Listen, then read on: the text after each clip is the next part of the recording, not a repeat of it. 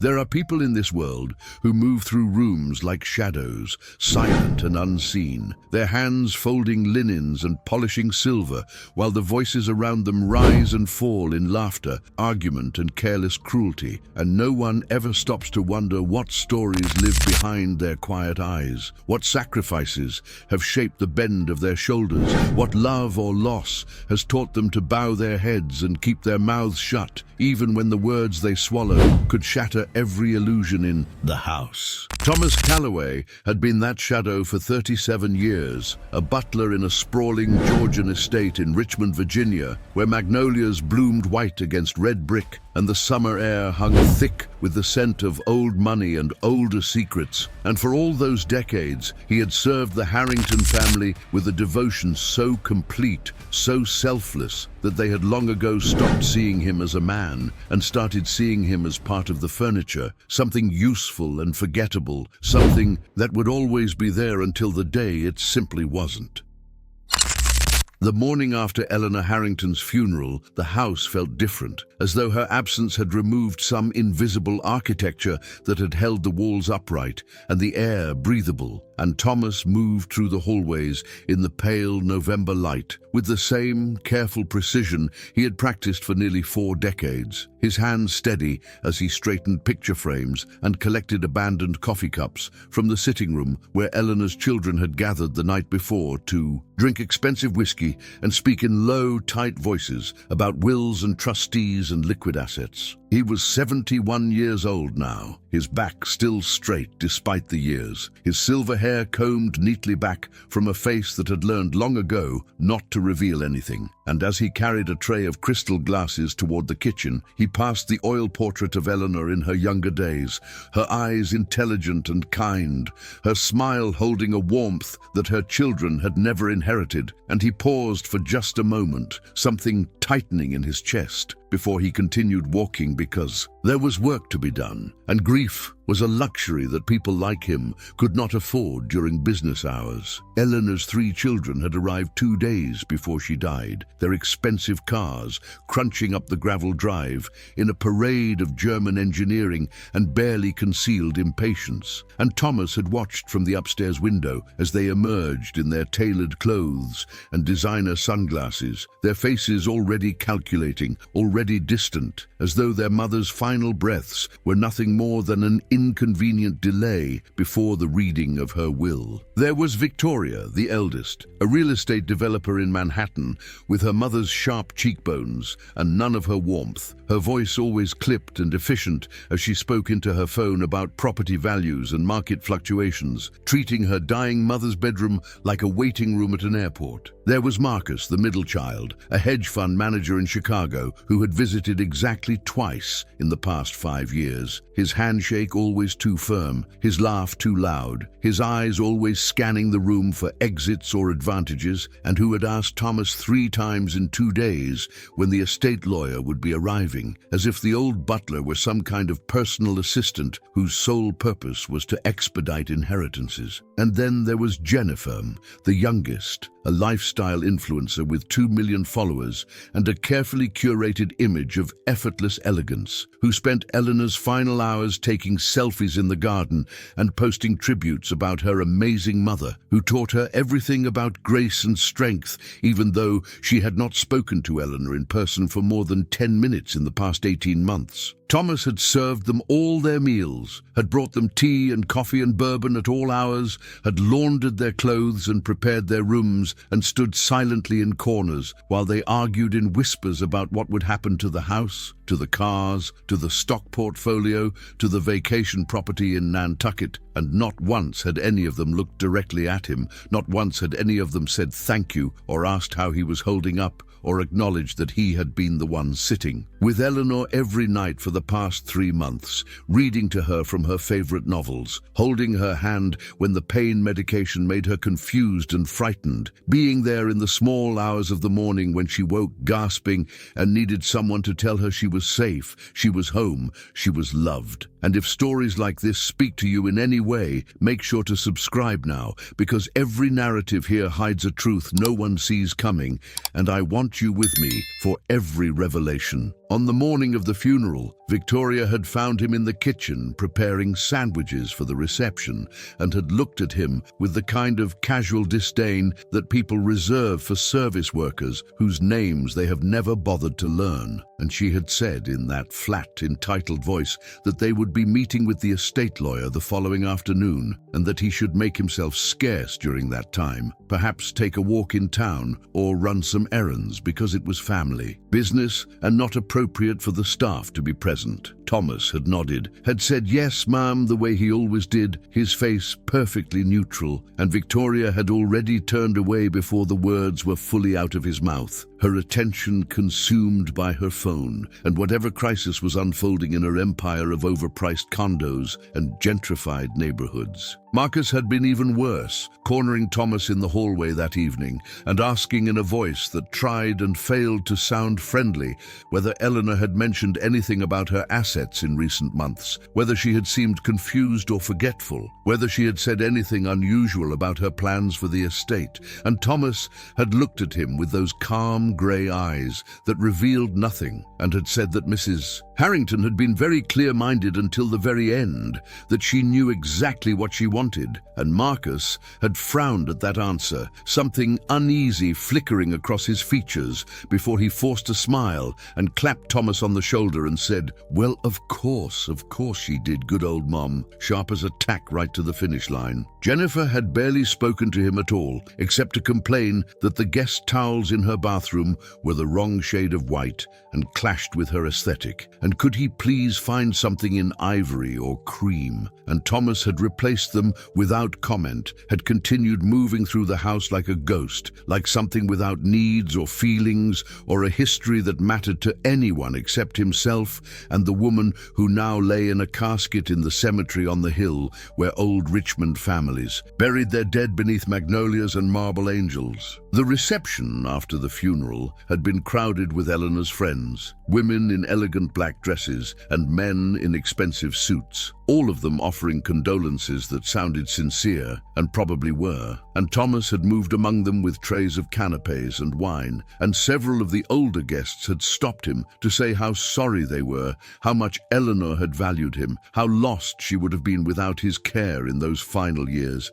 and he had thanked them quietly and moved on because there was more wine to pour and more plates to collect, and the children were watching him with irritation, as if his presence among the mourners were somehow presumptuous, as if he were overstepping some invisible boundary by existing in the same rooms where their mother's memory was being celebrated. Late that night, after everyone had gone and the house had fallen into the thick silence that feels like held breath, Thomas had walked through the empty rooms, turning off lights and collecting forgotten wine glasses, and he had paused in the library where Eleanor used to sit by the fire with her books and her music, and he had allowed himself the luxury of remembering her as she had been when he first came to work here, young and vibrant and curious, asking him questions about his life before service, treating him like a human being with thoughts and dreams, rather than a convenient machine for folding napkins and answering doors. She had been different from the others, had seen him, and over the decades something had grown between them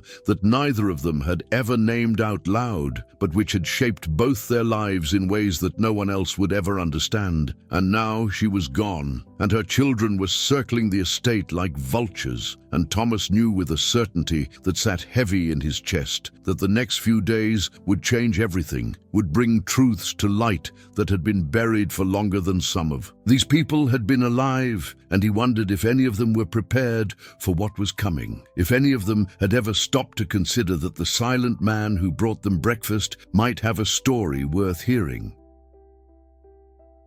The estate lawyer arrived at 2 o'clock on a grey afternoon when the sky hung low and heavy over the house, like something waiting to break, and Thomas opened the door to find Martin Reeves standing on the threshold with his leather briefcase and his wire-rimmed glasses and the careful expression of a man who had spent 40 years delivering news that people did not want to hear. Martin was 73, old enough to have handled Eleanor's father's estate decades ago, and he nodded at Thomas with a respect that felt like recognition, as though he understood something that the Harrington children never would, and Thomas led him to the library where Victoria Victoria and Marcus and Jennifer were already waiting, their bodies arranged in the high-backed chairs like judges at a tribunal, their faces composed in expressions of appropriate solemnity that barely concealed their impatience to know exactly how much money was about to land in their bank accounts. Thomas turned to leave, remembering Victoria's instruction that he make himself scarce, but Martin's voice stopped him at the door, firm and clear in the book-lined room, saying, "Actually, Thomas, I'll need you to stay. This concerns you as well." And the three siblings turned to look at the old butler with expressions that ranged from confusion to irritation, and Victoria said with barely concealed annoyance that surely whatever staff arrangements Mother made could be handled separately. This was family business, and Martin removed his glasses and cleaned them with a cloth from his pocket and said in a tone that allowed no argument that Eleanor's instructions were very specific about who should be present for this reading, and Thomas was explicitly named, so if they didn't mind, he would stay. The silence that followed had sharp edges, and Thomas moved quietly to a chair near the window, his hands folded in his lap, his face betraying nothing, while Marcus stared at him with undisguised suspicion, and Jennifer whispered something to Victoria that sounded like, why would she include the help? And Thomas felt the familiar weight of invisibility settling over him like armor, protecting him from their judgment, from their casual cruelty, from the assumption that his presence in their mother's final wishes was somehow an insult to their inheritance, rather than a testament to 3 decades of loyalty that they could never comprehend. Martin opened his briefcase and removed a thick document, and he began reading in that measured legal voice that turned human hopes and fears into clauses and subclauses, and for the first several minutes, the content was exactly what the children expected: divisions of property and assets that seemed fair and reasonable, the house to be sold and the proceeds divided 3 ways, the stock portfolio distributed according to percentages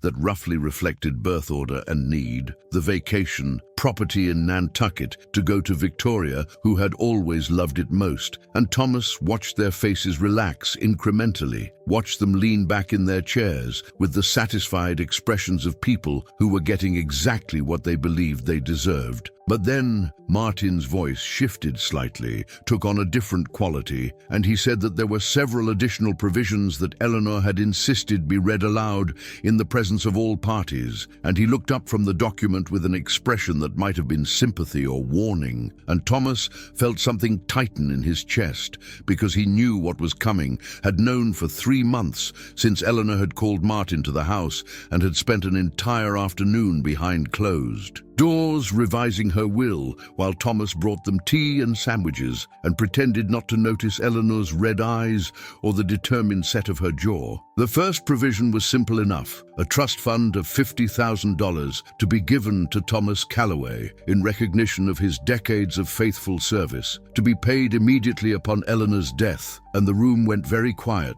when Martin read that amount, and Victoria's voice came out tight and controlled when she said that seemed rather excessive for a staff payment, that surely 10 or 15,000 would have been more appropriate, and Martin continued reading without acknowledging her comment. And the second provision stated that Thomas was to be allowed to remain living in the carriage house on the property for the remainder of his life, regardless of who purchased the main estate, with all utilities and maintenance costs covered by a separate fund Eleanor had established for that specific purpose. And now Marcus sat forward in his chair and said, wait just a minute. We can't sell the property with those kinds of restrictions attached. That's going to tank the value. What was she thinking? And Martin looked at him over his glasses and said she was thinking about a man who had given up his entire adult life to care for her and her home, and perhaps she felt he deserved some security in his old age. Jennifer had gone pale, her phone clutched in her hand like a talisman,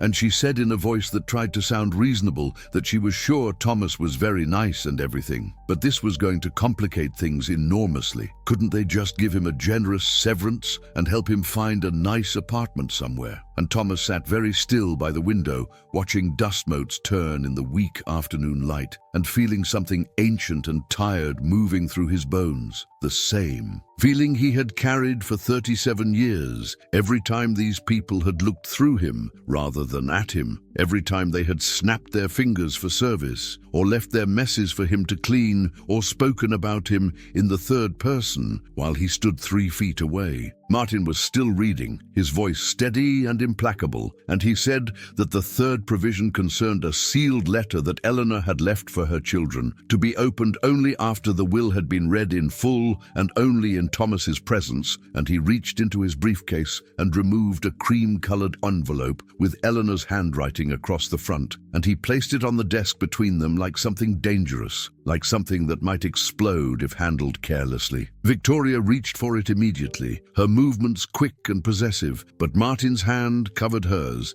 and he said, "Not yet. There's one more provision you need to hear first." And he looked at Thomas for a long moment, something like sadness in his old eyes. And then he read from the document that Eleanor Harrington had established a second trust, this one for $250,000, to be given to Thomas Calloway, not as payment for services, but as restitution for a debt long overdue, and the room erupted. Marcus was on his feet, demanding to know what debt, what was Martin talking about? Their mother didn't owe the butler anything beyond his salary, which had been paid faithfully for decades, and Victoria was rifling through her own copy of the will looking for explanations, and Jennifer was actually crying now, real tears streaming down her carefully made-up face as she said this wasn't fair. Their mother must have been confused at the end. Maybe the medication had affected her judgment, and through all of this, Thomas sat motionless by the window, his hands still folded, his face still calm, but inside him something was breaking open, some long-sealed chamber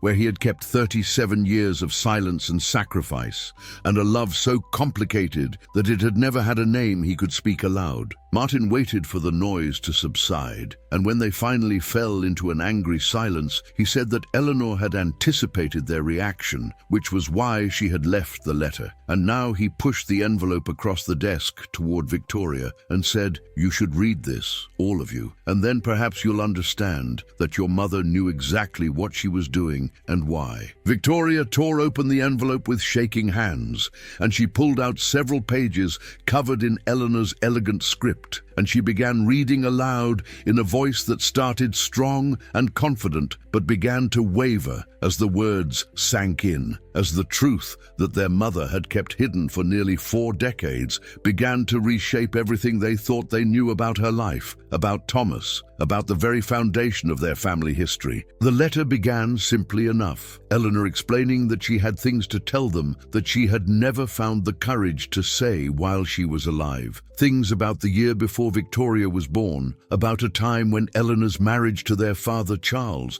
had been falling apart, when Charles had been drinking heavily and spending most of his time in New York with a mistress everyone knew about but no one acknowledged, and Eleanor had been young and lonely and trapped in a house that felt like a prison, and she had met someone who had seen her, really seen her, and for a brief moment she had allowed herself to imagine a different life. The room had gone completely silent now, and Thomas could hear his own heartbeat, could hear the old grandfather clock ticking in the corner, could hear Victoria's breathing getting faster as she read about how Eleanor had fallen in love with someone impossible, someone whose station and circumstances made any real future together unthinkable in the rigid social world of Richmond in the 1980s, and how when she discovered she was pregnant, she had made a choice, had ended the affair, had reconciled with Charles, had let him believe the baby was his, had built a life on a foundation of secrets and silence, because that was what women of her generation and class did when their hearts led them to places their worlds could not accept.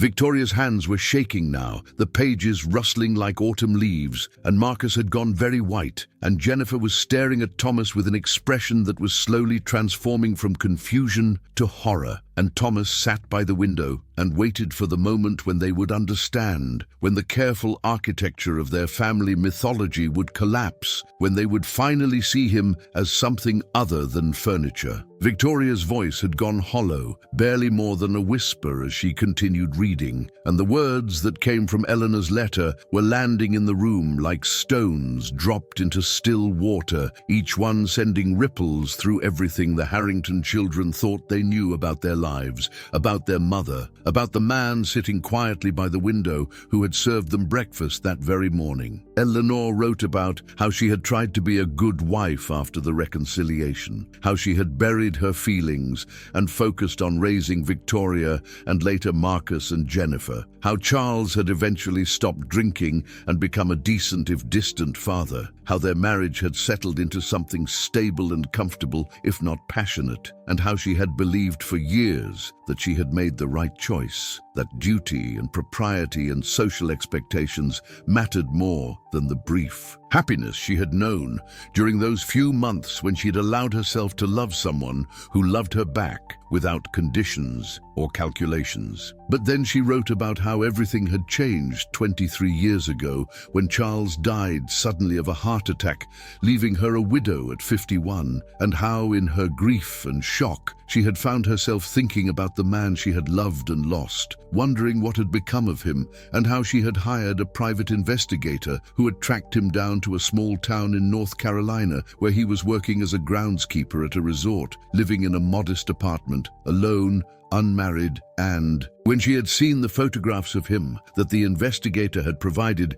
she had recognized in his eyes the same loneliness that she carried, the same sense of a life half-lived. Marcus made a sound like something breaking, and he said, "Jesus Christ, are you telling us that Mom had an affair?" And Victoria didn't answer him, just kept reading with that strange mechanical voice. And Eleanor's letter continued explaining how she had contacted him through the investigator, how they had met for coffee in a neutral city, how they had talked for hours about the years they had lost and the choices they had made, and how he had told her that he had never married because no one had ever compared to her, and she had wept at that, had realized that she had stolen not just her own chance at happiness, but his as well, by ending things the way she had, by choosing safety over love. And she had asked him if he would consider coming to work for her, knowing it was selfish, knowing it was complicated, but unable to bear the thought of losing him again. And that was how Thomas Calloway had come to Richmond 37 years ago, had taken a position as butler in the house where Eleanor lived, had moved into the carriage house on the property, had spent nearly 4 decades existing in her orbit, close enough to see her every day, but never close enough to touch, to claim, to love openly. And he had accepted these terms because being near her in whatever capacity was better than the alternative, which was living without her entirely. Jennifer was crying openly now, her makeup streaking down her face, and she kept saying, "Oh my God, over and over like a prayer or a curse. And Victoria had stopped reading and was just staring at the pages, her face a mask of shock and something that might have been betrayal, and Marcus was pacing now, his hands in his hair, and he turned suddenly to Thomas, and his voice came out sharp and accusatory when he said, "So, what, you're telling us you were sleeping with our mother all these years? You were having an affair right under our noses." And Thomas spoke for the first time since Martin had begun reading the will, his voice quiet but clear, carrying across the library with a dignity that no amount of their outrage could diminish. He said, "No, we were never together like that after he came to work here. Eleanor had been very clear that it had to be proper, that there could be no scandal, no gossip, nothing that would damage her reputation or embarrass her children, and he had agreed because he understood what she was risking just by having him nearby. And so they had lived for 37 years in the same house, in the same daily routine, seeing each other across breakfast tables and in hallways and during quiet evenings in the library, and they had never once crossed the line she had drawn, had never been anything other than employer and employee in the eyes of the world, even though every moment together was saturated with the history of what they had been and what they could never be again. Victoria's voice was ice when she said that was convenient for you though, wasn't it? Positioning yourself as the faithful servant while manipulating a lonely widow into leaving you hundreds of thousands of dollars. And Thomas looked at her with those calm grey eyes and said he had never asked Eleanor for anything, had never expected anything beyond his salary and a place to live. And if she had chosen to leave him something in her will, it was her decision made of her own free conscience. And Victoria laughed at that, a bitter sound without humor, and she said, "Conscience, is that what we're calling it? Because it looks to me like you spent 4 decades worming your way into our mother's affections so you could cash in when she died." Martin cleared his throat and said that perhaps Victoria should finish reading the letter before making accusations. And Victoria snatched up the pages again and read the final sections in a voice dripping with sarcasm. And Eleanor's words explained that she knew her children would be angry, would feel betrayed, would probably direct their rage at Thomas rather than trying to understand the impossible situation that she and he had navigated for decades. And she wanted them to know that every provision in her will concerning Thomas was made with full clarity and sound mind, that she owed him not just for his service, but for the sacrifice he had made, for the life he had given up to be near her, for the loneliness he had endured so that she could maintain her place in society, and they could grow up without scandal or shame. The letter ended with Eleanor asking her children to treat Thomas with the respect and kindness he deserved, to honor her wishes not out of legal obligation but out of love for her, and to understand that life was more complicated than they knew, that people made choices for reasons that seemed right at the time, even if those choices carried costs that lasted decades. And she hoped that someday they would be able to see Thomas not as an interloper or a gold digger, but as a human being who had loved their mother with a constancy and devotion that was rare and precious and worthy of recognition. Victoria dropped the pages on the desk like something contaminated, and the silence that followed was thick with rage and confusion and a dawning horror at the implications of what they had just learned. And Marcus was the first to break it, his voice shaking when he said that this changed everything, that if Mom was having some kind of emotional affair with the butler for all these years, then clearly her judgment was compromised, and they needed to contest the will, needed to argue that she wasn't in her right mind when she made these provisions. And Jennifer nodded eagerly through her tears and said, "Yes, exactly. There's no way we can let this stand." Martin closed his briefcase with a decisive click and said they were welcome to contest the will if they wished, but he should inform them that Eleanor had anticipated that possibility as well, which was why she had included testimony from 3 independent physicians confirming her mental competency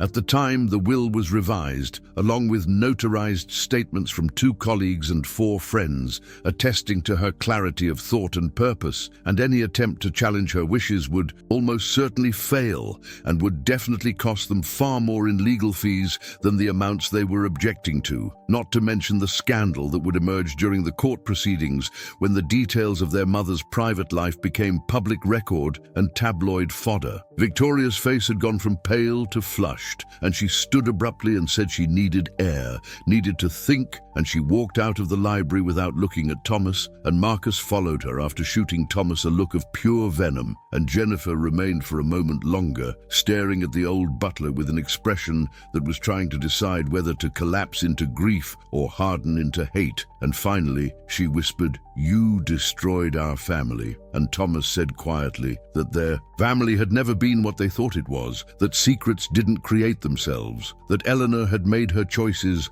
long before he ever arrived, and Jennifer made a choking sound and fled the room. Martin and Thomas sat alone in the library while the afternoon light dimmed toward evening, and the old lawyer said he was sorry, that he had argued with Eleanor about whether this was the right way to handle things, whether it wouldn't be kinder to let some truths die with her, but she had been adamant that Thomas deserved to be acknowledged. deserved to be compensated for what he had given up, and she had wanted her children to know that their comfortable lives had been built on someone else's sacrifice, even if they could never fully understand or appreciate it. Thomas nodded slowly and said Eleanor had always been braver than people knew, had always been willing to face hard truths, even when it cost her, and Martin gathered his papers and stood to leave, and he paused at the door and said that the trust funds would be processed within the week, that Thomas should contact him if the children tried to make his life difficult, and that Eleanor had been lucky to have him, and he hoped Thomas knew that. After Martin left, Thomas remained in the library as the room filled with shadows, and he could hear voices upstairs, Victoria and Marcus and Jennifer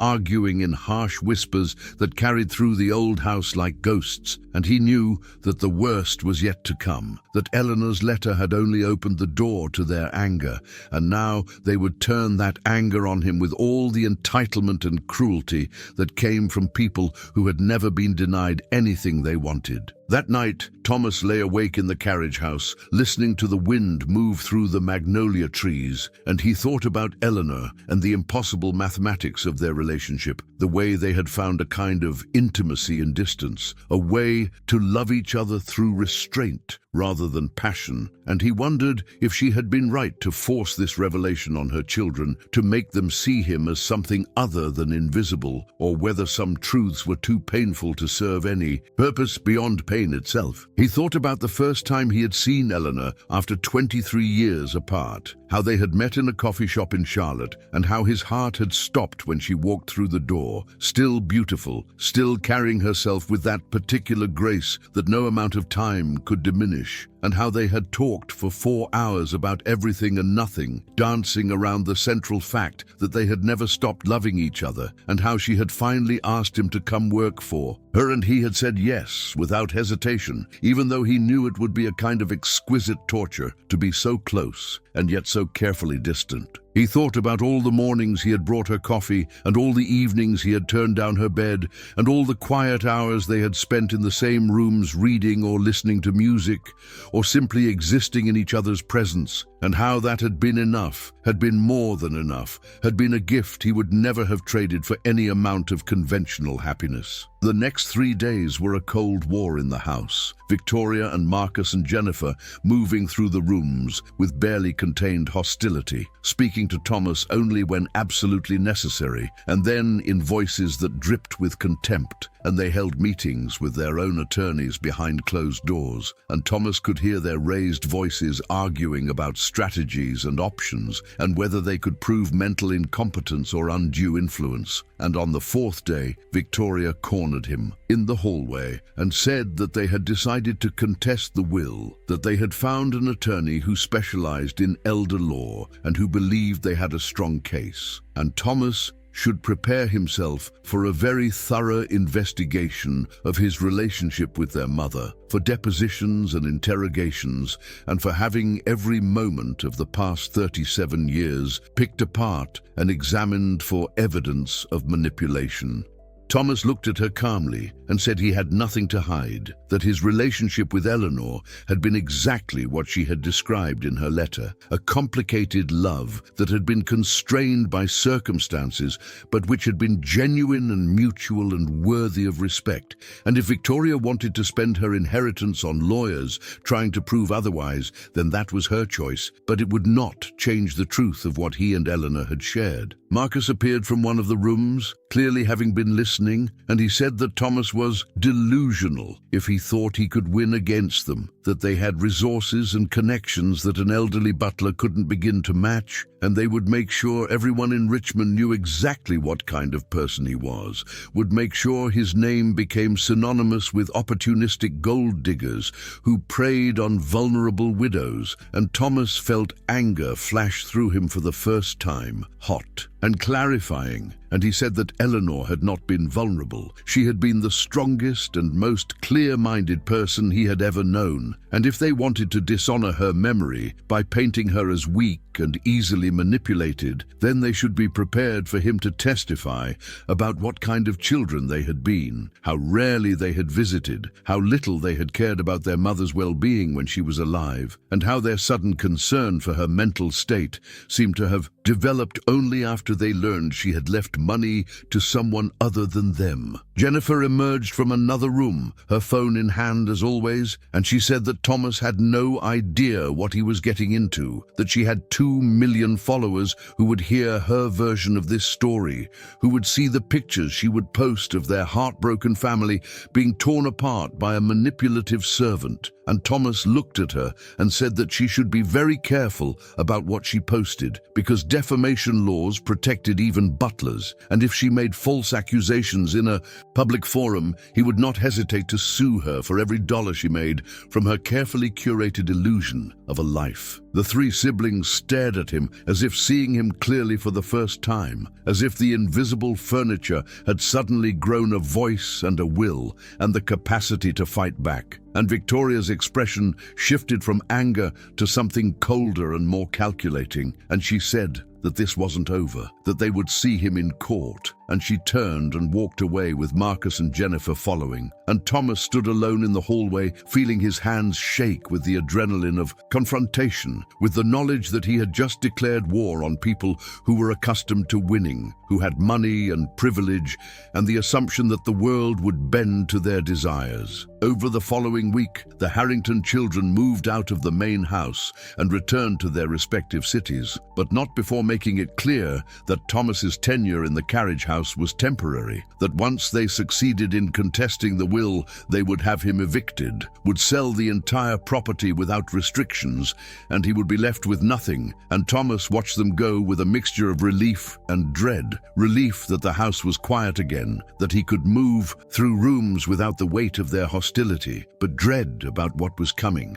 about the legal battle that would drag Eleanor's private life into public view, that would force him to testify about feelings he had kept hidden for decades, that would turn their love story into evidence in a courtroom where strangers would judge whether it had been real or whether he had been a calculating predator who had spent 37 years positioning himself to rob a widow. He received a formal notice from the law firm representing the Harrington children, a thick packet of legal documents informing him that they were filing to contest the will on grounds of undue influence and diminished capacity, and the notice included a list of interrogatories, dozens of questions about his relationship with Eleanor, about conversations they had had regarding her will, about gifts she had given him over the years, about any promises or expectations that had been discussed. And Thomas read through the questions with a growing sense that they were designed not to discover truth, but to build a narrative where he was the villain and they were the protective children, saving their mother's legacy from a grasping opportunist. Thomas hired an attorney of his own, a woman named Sarah Chen, who had been recommended by Martin Reeves and who specialized in defending against will contests. And Sarah came to the carriage house to interview Thomas, and she listened to his story with careful attention, taking notes and asking clarifying questions. And when he finished, she sat back and said that this was one of the most unusual cases she had encountered, a genuine love story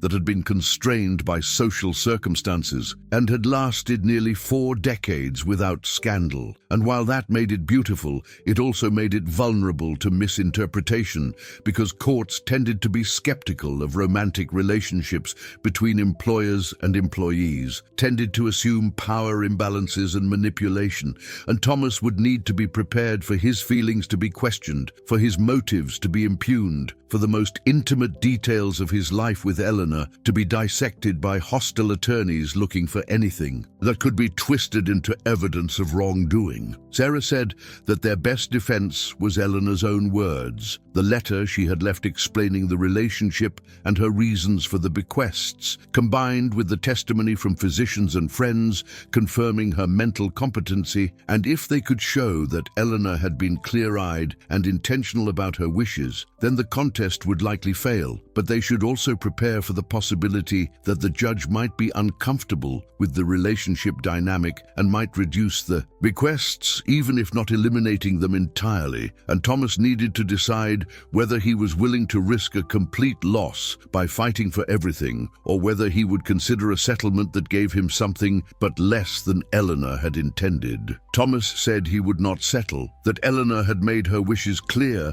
and he would honor her by defending those wishes with everything he had, and if the Harrington children wanted to paint him as a villain, then he would accept that cost. But he would not betray Eleanor's memory by compromising on what she had tried to give him, what she had wanted him to have as acknowledgement of what they had shared and what he had sacrificed. And Sarah nodded and said then they would fight, and she would need Thomas to gather any evidence he had of his relationship with Eleanor, any letters or photographs or documents that showed the genuine affection between them, anything that could help a judge understand that this had been real and mutual and deserving of recognition rather than suspicion. Thomas spent the next 2 weeks going through boxes he had stored in the carriage house, decades of accumulated memories that he had kept private, and what he found was both beautiful and heartbreaking, a secret archive of a love that had existed in margins and silences and stolen moments that looked innocent to anyone who did not know how to read them. There were photographs, hundreds of them, pictures Thomas had taken over the years of the gardens and the house, and Eleanor working in her studio, and in many of them, Eleanor was looking at the camera, at him, and her expression in those unguarded moments was unmistakable to anyone who had ever been loved, a softness and warmth that spoke of intimacy and trust. And Thomas remembered taking each photograph, remembered the context, remembered Eleanor saying something that made him laugh, or asking him a question about composition or light. And these moments had been their conversations, their way of connecting, when words would have been too dangerous, too revealing. There were also letters, not many because they had lived in the same house, and letters would have been suspicious, but occasionally when Eleanor traveled for business or to visit friends, she would write to Thomas, careful letters that anyone reading them would think were simply an employer checking in with staff, asking about household matters and giving instructions about plants that needed watering or repairs that needed scheduling, but embedded in the mundane language were codes they had developed, phrases that meant I miss you and I'm thinking of you and I wish you were here. And Thomas had kept every letter, had read them so many times that the paper had grown soft and the ink had faded. And now, looking at them with the perspective of knowing they would be evidence in a courtroom, he could see how a hostile attorney might dismiss them as nothing, might argue they were just normal employer-employee correspondence. But he could also see the love in Eleanor's handwriting, in the way certain words were emphasized, in the postscripts that had nothing to do with household management and everything to do with wanting one more line of connection before signing off. Thomas found other artifacts too, small gifts Eleanor had given him over the years for Christmas and birthdays, always appropriate gifts that could be explained as employer generosity, books mostly because they both loved reading and Eleanor knew his tastes, and inside each book she had written an inscription, nothing overtly romantic, but phrases that held meaning for them, lines of poetry or quotes from novels they had discussed. And these inscriptions were another form of code, another way. Eleanor had found to express what she could not say directly,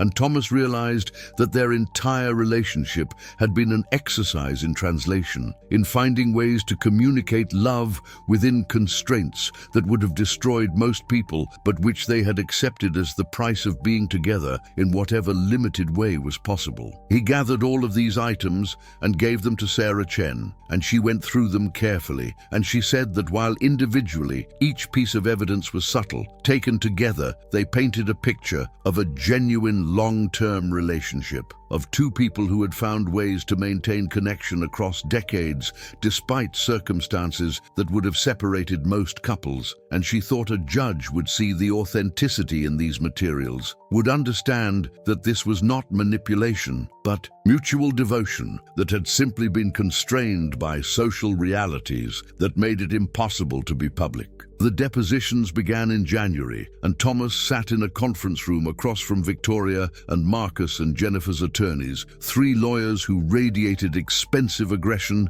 and they questioned him for 8 hours about every aspect of his relationship with Eleanor, asking when it had started, how often they had been been alone together, whether they had ever been physically intimate after he came to work for her, whether Eleanor had ever promised him money or property, whether he had ever suggested to her that her children did not appreciate her or visit enough, whether he had isolated her from friends or family. And Thomas answered each question with careful honesty, describing the affair they had had before Victoria was born, explaining that it had ended when Eleanor discovered she was pregnant and decided to reconcile with her husband, detailing how they had reconnected 23 years later after Charles's death, and how Eleanor had offered him a job because she could not bear to lose him again, but also could not publicly acknowledge a relationship that would have scandalized her social circle. And Thomas said clearly and firmly that they had never been physically intimate after he became her employee, that Eleanor had drawn that boundary and he had respected it absolutely, and that while they loved each other, that love had been expressed through presence and care rather than through physical relationship. The attorneys pressed him about the money, about whether $300,000 seemed like reasonable compensation for a butler's service, or whether it suggested something more transactional, whether Thomas had ever discussed inheritance with Eleanor, whether he had been present when she met with her estate attorney, and Thomas said that he had never asked Eleanor for money beyond his salary, that the provisions in her will had been her decision made without his input or knowledge, and that he had been as surprised as her children when Martin Reeves read the amounts, though he understood why Eleanor had wanted to compensate him, because he had given up any possibility of his own family or career or normal life to be near her, and that sacrifice had been his choice, but it had also been real and costly, and Eleanor had recognized that and had tried to honor it. Victoria's lead attorney, a man named Richard Pembroke, who had silver hair and the smooth cruelty of someone who had spent decades dismantling people in depositions, asked Thomas whether he thought it was appropriate for a servant to accept such substantial gifts from an employer, whether he understood how that looked to objective observers, and Thomas said that he had not been simply a servant, that his relationship with Eleanor had been complex and lasted nearly 4 decades, and that reducing it to employer-employee missed the entire truth of what they had shared. And Richard had smiled coldly and said that was convenient to redefine the relationship when money was at stake. But the fact remained that Thomas had been paid to work in that house, and now he was claiming he deserved hundreds of thousands of dollars beyond his salary because he and his employer had feelings for each other. And did he really expect anyone to believe that was not manipulation? Thomas felt anger rising, but kept his voice level when he said that people who had never sacrificed anything for love would probably find it difficult to understand. But he and Eleanor had navigated an impossible situation with as much integrity as circumstances allowed. And if Richard wanted to call that manipulation, then he was revealing more about his own capacity for understanding human relationships than he was about the truth of what had existed between Thomas and Eleanor. And Richard's expression had hardened, and he said that Thomas should be very careful about being condescending, that juries did not respond well to arrogant servants who seemed to think they were entitled to their employers' estates, and Thomas had looked at him steadily and said he was not being tried by a jury. This was a probate matter that would be decided by a judge, and he trusted that a judge would be able to distinguish between genuine devotion and the kind of opportunistic behavior Richard was trying to invent. And if this story is stirring something inside you, keep walking with me, because there are deeper truths still waiting to surface, and I don't want you to miss what comes next. Sarah Chen deposed Victoria and Marcus and Jennifer in turn, and their testimonies revealed more about them than about Thomas. Victoria claiming that her mother had seemed increasingly confused in her final years, that she had repeated stories and forgotten names. Though when Sarah asked for specific examples, Victoria became vague and could not provide dates or details. And when Sarah presented the medical records showing that Eleanor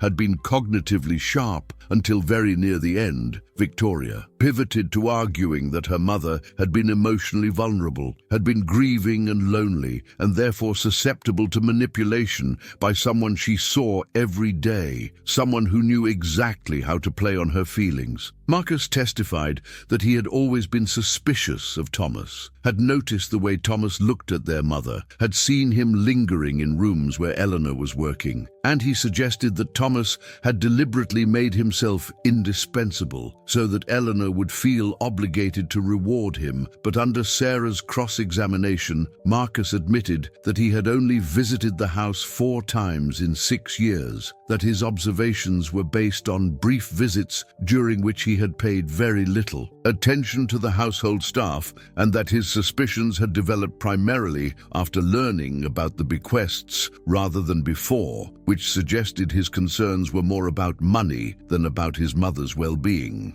Jennifer's deposition was the most emotional. She cried through much of it and talked about how much she had loved her mother, how devastated she was to learn that her mother had kept such a significant secret, how betrayed she felt that Thomas had been in their lives all those years without anyone knowing his true relationship to Eleanor. And Sarah asked Jennifer how many times she had visited her mother in the final 6 years of her life. And Jennifer said she had visited as often as she could, but she lived far away and had a busy career. And Sarah asked her to be specific, and after consulting with her attorney, Jennifer admitted it had been perhaps 5 or 6 times in 6 years, usually for major holidays. And Sarah asked whether during those visits Jennifer had spent much time actually with her mother, or whether she had been more focused on creating content for her social media. And Jennifer's attorney objected, but the question had landed, had made clear that Jennifer's grief was, at least partly performative, was about the loss of a relationship she had never actually prioritized when her mother was alive. The hearing was scheduled for March, and in the weeks leading up to it, Sarah worked on building their case, interviewing Eleanor's friends and getting statements from people who had known both Eleanor and Thomas and who could testify to the genuine affection between them. And several of Eleanor's closest friends came forward, women in their 70s and 80s who had been part of Eleanor's social circle for decades, and they said that Eleanor had confided in them about Thomas, about the history they shared, and about how having him nearby had brought her comfort and joy, even though the relationship had to remain hidden. And these women testified that Eleanor had been absolutely clear-minded when she revised her will, that she had discussed her intentions with them, had said she wanted to make sure Thomas was taken care of, because he had given up everything to be with her in the only way their worlds would allow. And these testimonies were powerful because they came from people with no financial stake in the outcome, from Eleanor's peers who had known her for decades and who had no reason to lie. Sarah also discovered something that changed the trajectory of the case. She found records showing that Eleanor had established the trust for Thomas not in the final months of her life when the Harrington children claimed she was vulnerable and confused, but rather 4 years earlier, shortly after her 75th birthday, and the trust documents had been prepared by a different attorney, someone who had no connection to Martin Reeves or to the family. And that attorney provided a statement saying that Eleanor had come to him specifically because she wanted to create provisions for Thomas that her regular estate attorney might feel conflicted about, and Eleanor had been absolutely lucid and determined, had explained the entire situation, including the affair from decades earlier and the decision to bring Thomas to work for her. And she had been very clear that she wanted Thomas protected financially and that she anticipated her children might object, which was why she was creating an irrevocable trust that could not be challenged or altered, regardless of what happened to her will. And this evidence was devastating to the Harrington children's case because it showed that Eleanor's intentions regarding Thomas were not a late-life confusion, but a carefully planned decision made years before her death, when no one could reasonably argue she was mentally diminished. The trust documents also revealed something else, something that made Sarah call Thomas immediately, her voice tight with a mixture of excitement and concern, and she said she had found a clause in the trust that he needed to know about, a provision that Eleanor had included, but which had not been activated because certain conditions had not been met. And the provision stated that if Eleanor's children contested her will or attempted to interfere with the bequests to Thomas, then the trust would be restructured to give Thomas not $300,000, but rather a full 1/3 share of Eleanor's entire estate, equal to what each of her children would receive. And there was a letter attached to this provision, sealed and meant to be opened only if the contest occurred. And Sarah had gotten a court order to open it, and the letter was from Eleanor to her children, written 4 years ago in her clear, strong handwriting, and it said that if they were reading this letter, then they had chosen to contest her wishes regarding Thomas, and she wanted them to know that this decision disappointed her profoundly, showed that they had learned nothing about loyalty or sacrifice or love, and therefore she had arranged for Thomas to receive a share equal to theirs, because if they were going to force a fight over money, then she wanted them to understand that Thomas had earned his share through decades of devotion while they had done nothing except be born, and she hoped that watching Thomas receive 1/3 of the estate would teach them a lesson about the consequences of greed and the value of honoring those who actually care, rather than those who simply claim blood relation. Thomas sat in Sarah's office reading Eleanor's letter with tears streaming down his face, and he realized that Eleanor had planned for this exact scenario, had known her children well enough to anticipate that they would not accept her wishes gracefully, and she had created a trap, a provision that would punish them for their greed by giving Thomas even more than she had originally intended. And the letter was vintage Eleanor, wise and sharp and unwilling to let her children's selfishness go, unchallenged even from beyond the grave. Sarah said that this provision changed everything, that if it was enforced, Thomas would receive approximately $4.5 million instead of $300,000, and the Harrington Children's Contest would have cost them millions, would have reduced their own inheritances substantially, and Sarah wanted to present this information to their attorneys before the hearing, wanted to give them a chance to withdraw the contest, because once this became part of the court record, it would be too late to backtrack, and the provision would be enforced automatically, and Victoria and Marcus and Jennifer would have to live with the consequences of their decision to challenge their mother's wishes. The meeting took place in a conference room at Richard Pembroke's law firm, all parties gathered around a long mahogany table with their attorneys flanking them like seconds in a duel, and the atmosphere was tense and cold, and Sarah Chen opened her briefcase and removed the trust documents that Eleanor had created 4 years earlier, and she slid them across the table to Richard with the sealed letter on top, and she said that before they proceeded to the hearing tomorrow, there were some additional provisions that the Harrington children should be aware of, provisions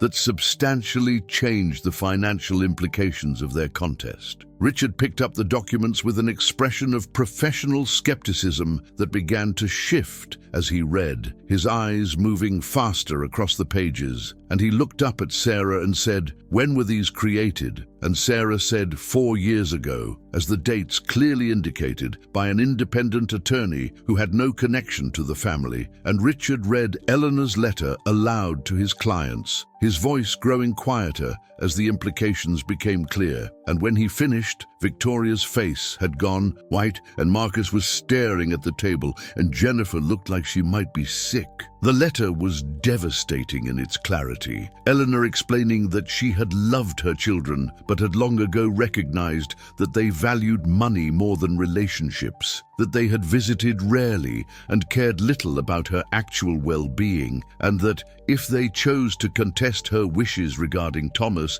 it would prove that she had been right about them, would demonstrate that their grief over her death was less about losing their mother than about ensuring they received maximum financial benefit from that loss, and therefore she had created this provision as both punishment and lesson, a way to show them that their greed would cost them dearly, that fighting over her estate would result in them receiving substantially less than if they had simply honored her wishes with grace and gratitude. Eleanor wrote that Thomas had earned every dollar she left him through decades of genuine devotion, through sacrificing his own possibilities for family and career and normal life, through being present when her actual children could not be bothered. And if Victoria and Marcus and Jennifer wanted to fight about whether Thomas deserved to be compensated, then Eleanor had arranged for them to learn firsthand what it felt like to lose millions of dollars because of their own stubborn selfishness. Victoria found her voice first, shaking with rage, and she said this was blackmail. This was their mother manipulating them from beyond the grave. And Sarah said calmly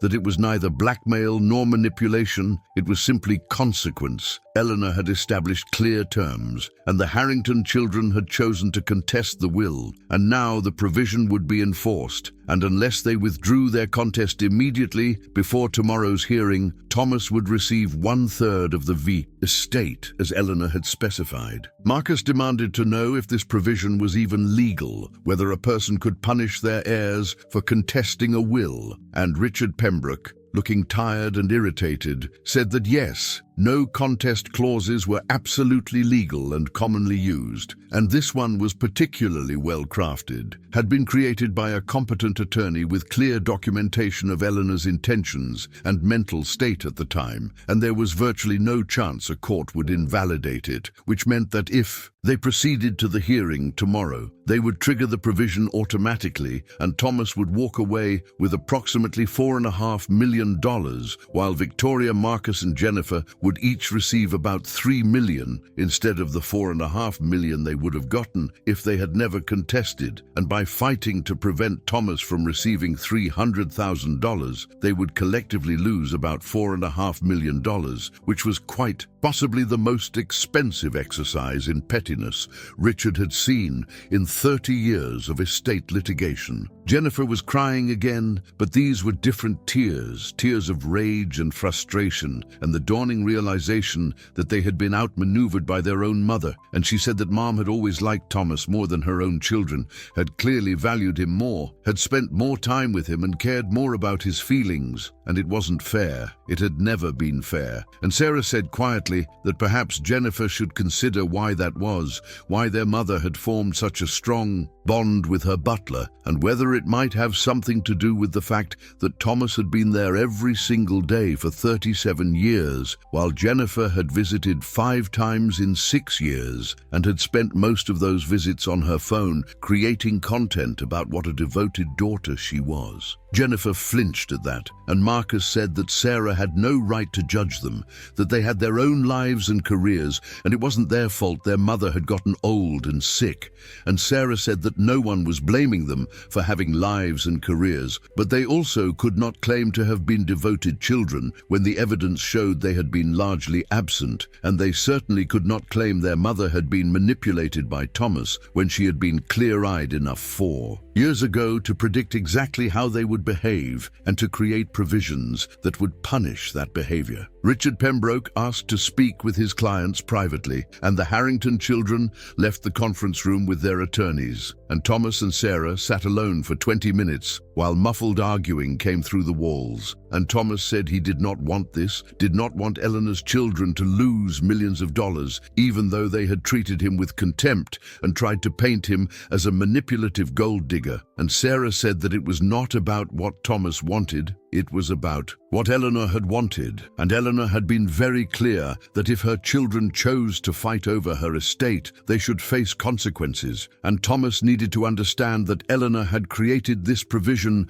not to make him rich, but to teach her children a lesson they apparently desperately needed to learn, and if he tried to decline the money or negotiate it away, he would be undermining Eleanor's intentions and dishonoring her memory, and Eleanor had trusted him to have the strength to accept what she was giving him, even if it made other people angry, and he needed to honor that trust. The Harrington children and their attorneys returned after 45 minutes, and Victoria was the one who spoke, her voice tight and controlled, and she said that they had discussed the situation and had decided to withdraw the contest, that they would accept the terms of their mother's will as originally written, and Thomas would receive his $50,000 bequest and the right to remain in the carriage house and the $250,000 trust, and in exchange, they expected him to sign a non-disclosure agreement, preventing him from discussing their mother's private life with media or publishers, and they also expected him to vacate the carriage house within 5 years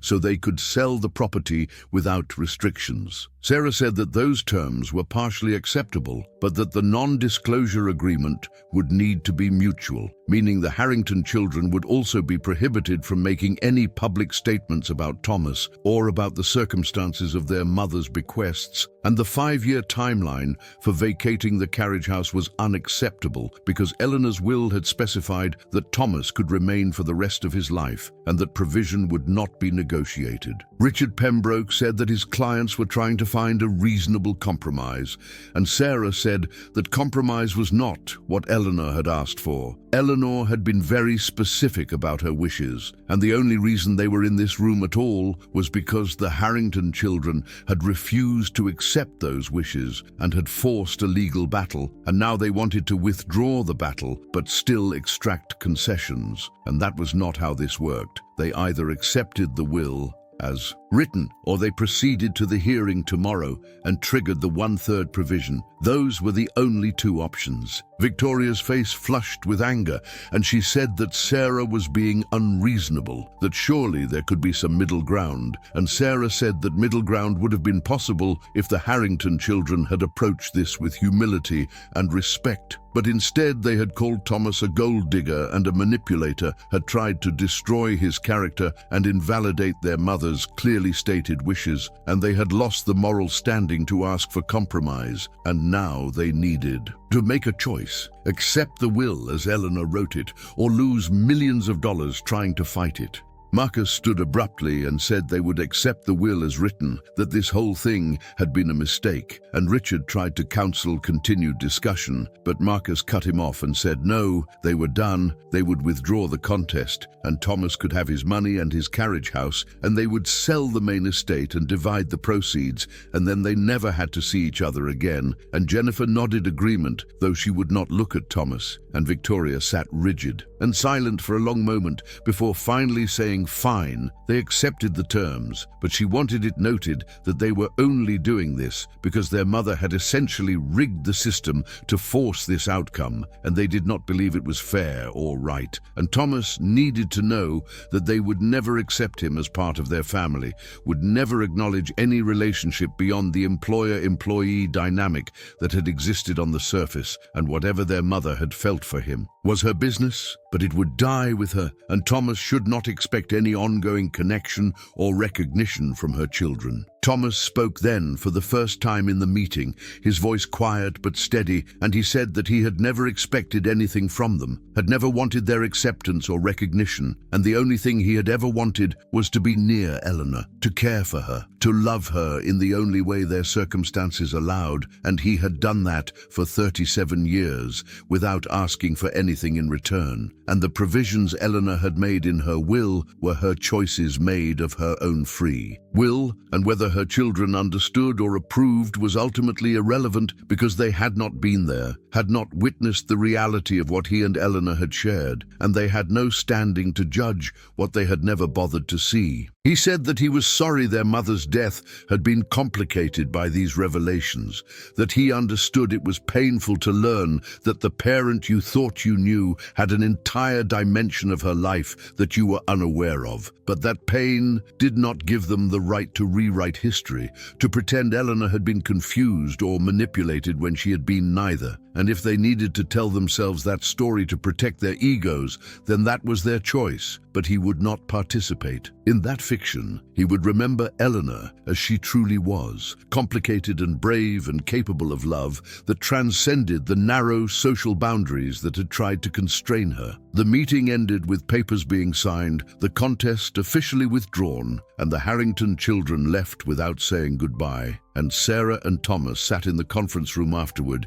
in exhausted silence, and Sarah finally said that it was over, that Thomas had won, that Eleanor's wishes would be honored, and Thomas said it did not feel like winning. It felt like something sad and necessary, like a wound that had been lanced, but which would leave a scar. And Sarah nodded and said that was probably the most honest assessment of any legal victory she had ever heard, and she hoped that in time Thomas would be able to focus less on the conflict and more on what Eleanor had tried to give him, which was not just money, but validation, recognition, a public acknowledgement that his decades of devotion had mattered and deserved to be honored, even if the people who should have understood it most were incapable of seeing it. Thomas walked out of the law firm into March sunlight that felt too bright after the fluorescent-lit conference room, and he drove back to the estate in Richmond, and the house looked the same as it always had, red brick and white columns and magnolia trees preparing to bloom. But everything was different now.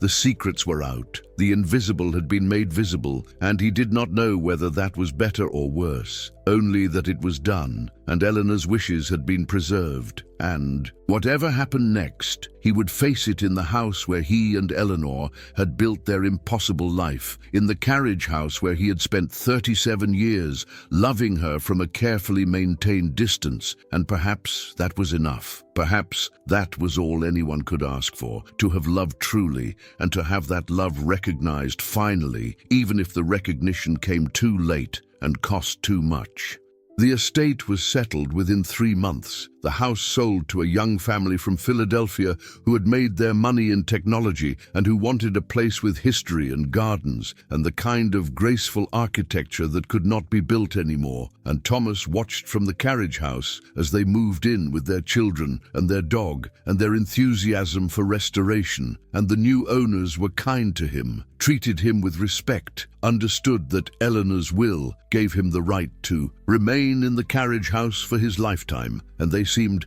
genuinely pleased to have him there, said he was a living connection to the house's history, and Thomas helped them understand the quirks of the old building, where the pipes froze in winter and which windows stuck in humidity, and how the garden had been laid out by Eleanor herself over decades of careful cultivation. The trust funds were distributed exactly as Eleanor had specified: $50,000 for general bequest, $250,000 in recognition of sacrifice and devotion, and these amounts appeared in Thomas's bank account on a Tuesday morning in June, and seeing the numbers on the screen felt surreal, felt like validation and grief mixed together, because the money represented Eleanor's love, but also her absence, was proof that she had seen him and valued him, but also that she was gone and would never again sit in the library while he brought her tea, would never again look up from her book and smile at him with that particular warmth that had sustained him through 37 years of careful distance. Thomas used some of the money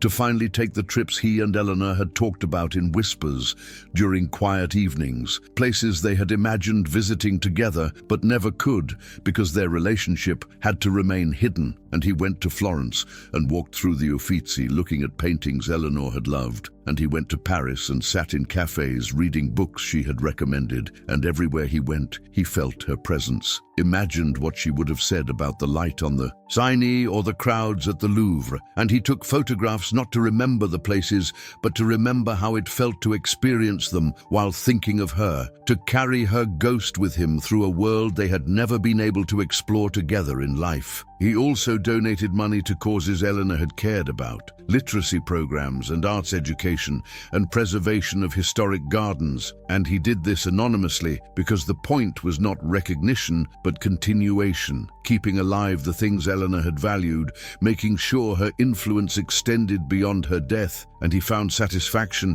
in knowing that children would learn to read with books purchased by Eleanor's legacy, that gardens would be maintained that might otherwise have been paved over, that beauty and knowledge would persist because someone had loved them enough to provide resources even from beyond the grave. Victoria and Marcus and Jennifer took their inheritances and disappeared back into their lives. And Thomas heard through the lawyers that Victoria had expanded her real estate empire, that Marcus had started a new fund, that Jennifer had bought a larger house and was creating content about interior design, and their mother's death had apparently been reduced to a financial transaction, a difficult period that had ended with them receiving several $1 million each. And Thomas wondered if they ever thought about what they had lost that was not measured in money, if they ever regretted the way they had treated their mother in her final years, if they ever lay awake at night, understanding that they had been given the gift of time